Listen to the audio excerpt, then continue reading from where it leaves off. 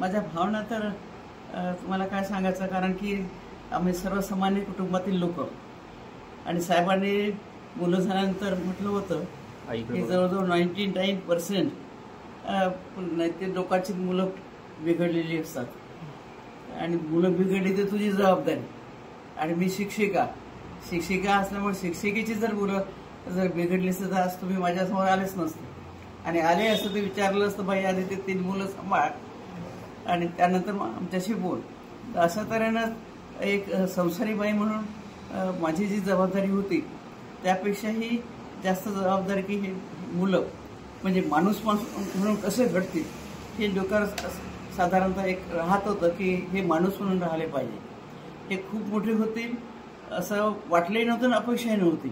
त्यांनी समाजात गेल्यानंतर साहेब जसे वागले तसे साहेबांच्या पावलावर पाऊल टाकून बाबासाहेबांच्या आशीर्वादाने त्याने समाजाभिमुख राहावं आणि त्यांची सेवा करावी ही एक लहानशी एक आई म्हणून ते एक सामान्य स्त्री म्हणून एक थोडी अपेक्षा होती.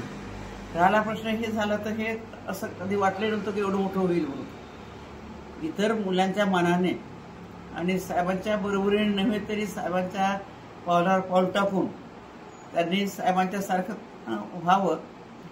लोकांशी जसे साहेबांचे संबंध होते तसे लोकांभिमुख राहून लोकांना त्यांनी प्रेमाने वागावं, न्याय द्यावा, आलेल्या पाहुण्याची आदरात सरबराही करावी आणि कोण लहान आहे कोण मोठा आहे ते या घरात गृहीत न धरता सगळ्यांना समान असे वागणूक द्यावी असे एक लहानसे एक हाऊससाहेब म्हणा किंवा आई म्हणा किंवा एक भारतीय स्त्री म्हणा ही एक लहानशी अपेक्षा होती.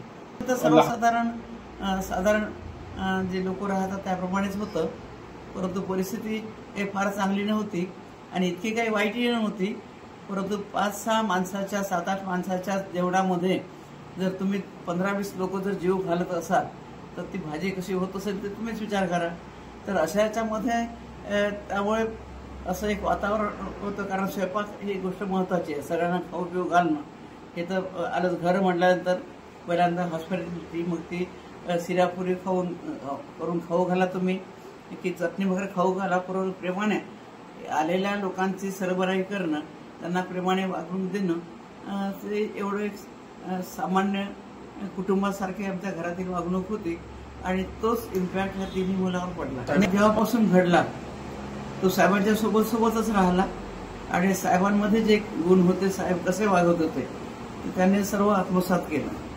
देशाच्या दृष्टीने विचार केला तर जेव्हा तो वकील होता तेव्हा त्याला जेव्हा ऑफर आली होती न्यायाधीशाची तेव्हा दोघं बापलेकांमध्ये चर्चा झाली की वकिली करावी की जज ऑफर स्वीकारायची. परंतु दोघं बापलेकांनी जेव्हा चर्चा केली तेव्हा निष्पन्न असं निघालं की वकिली केली तर पैसा खूप कमावला जाईल, पैसा खूप मिळेल, परंतु जर जज झाला तर देशाला न्याय देता येईल. आणि म्हणून दोघांनी चर्चा करून जज झालं पाहिजे आणि लोकांना न्याय दिला पाहिजे हे ठरवलं. आणि तुम्हाला माझ्यापेक्षा जास्त माहीत आहे, मी तर हाऊसवाईफ आहे, परंतु तुम्ही पत्रकार त्याच्यात असल्यामुळे वर्तमानपत्रामध्येही बरंचसं आलेलं आहे की त्यांनी देशाच्या हितासाठी आणि लोकांच्या कल्याणासाठी जे जे निर्णय दिलेले आहेत ते पत्रकारितेने छापून दिलेले आहेतच. त्यामुळे ते तुम्हाला सगळ्यांना माहिती आहे. निर्णय काय घ्यावा हे सांगायला मी आई नाही आहे. मी आई आहे ते वेगळं आहे. तो त्या चेअरवर बसल्यानंतर त्याला योग्य वाटले ते तो निर्णय घेईलच. परंतु मी एक सामान्य स्त्री म्हणून एक लोक जे भगवान बुद्धाने लोक या शब्दावर कॉन्सन्ट्रेशन केलेलं आहे आणि बाबासाहेबांनी संविधानामध्ये लोकांनाच केंद्रबिंदू ठेवलेलं आहे. तर लोकांमधील एक व्यक्ती म्हणून मी तर साहजिक आहे मला काय वाटणार हे तुम्हालाही माहीत आहे. तर त्यामुळे मला सांगण्याच्या ऐवजी तुम्हाला माहीत आहे, परंतु तुमची जर इच्छाच असेल तर बॅलेट पेपर हे केव्हाही चांगले आहेत आणि आधी बॅलेट पेपरच चालायचे. परंतु मी ह्या सार्वजनिक क्षेत्रामध्ये फार कमी आहे, कारण मी आधीच सांगितलं की मी सर्वप्रथम हाऊसवाईफ आहे. येणाऱ्या जाणाऱ्या साहेबांना म्हणजे साहेबांचे मान उंच राहील किंवा साहेबांना आनंद वाटेल असं येणाऱ्या जाणाऱ्याची आयुष्यभर सेवा केली. आणि म्हणूनच पुष्कळदा वसंतराव नाईक म्हणायचे सुद्धा तुझे म्हणजे माझं कार्यक्षेत्र वेगळं आहे. हो. मी आपलं खेळत राहते. बाकीच्या कोणत्या गोष्टीचं असेल तर मला तिथून परवानगी असेल तरच मी कोणाच्या संदर्भात बोलतोय. नाही तर मी कोणाच्या भानगडीत पडत नाही. माझं मेडिटेशनचं क्षेत्र हे मंगलमय क्षेत्र आहे. ते पूर्ण त्यासोबत तपत राहते.